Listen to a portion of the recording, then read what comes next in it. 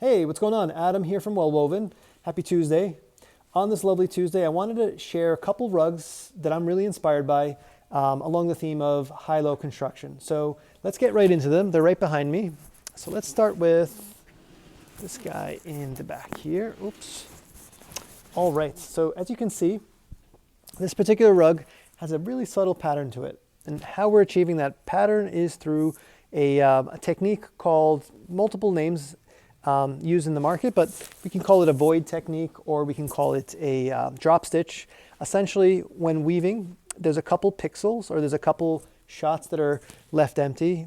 The face yarn is essentially being woven into the backing, and that's allowing for a gap in between this area here, which creates a bevel. In this case, creates a little bit of a pattern. You can't really see the backing.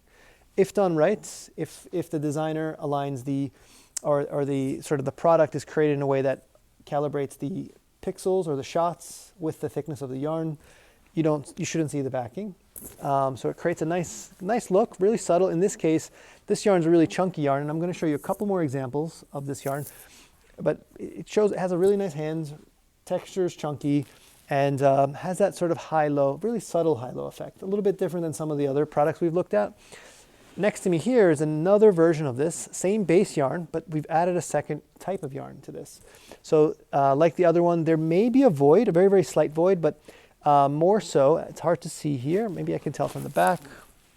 It's hard to see. It doesn't look like there's a void. I'd have to check. If you're really interested, hit me up. I will be happy to look into this.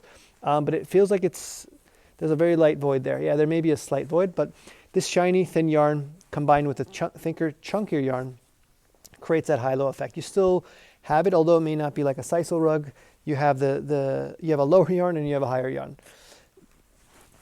Same here as well. We have this particular rug where the shinier yarn stands above this gray backing. The gray sort of absorbs the light. Another effect here is like the gray is absorbing the light. It's a little bit of more of a base color, whereas this black and gray mixed yarn here, the shinier polyester, if you can see that, creates a reflection to it. So there's a nice contrast. There's a unique contrast that's happening within the rug.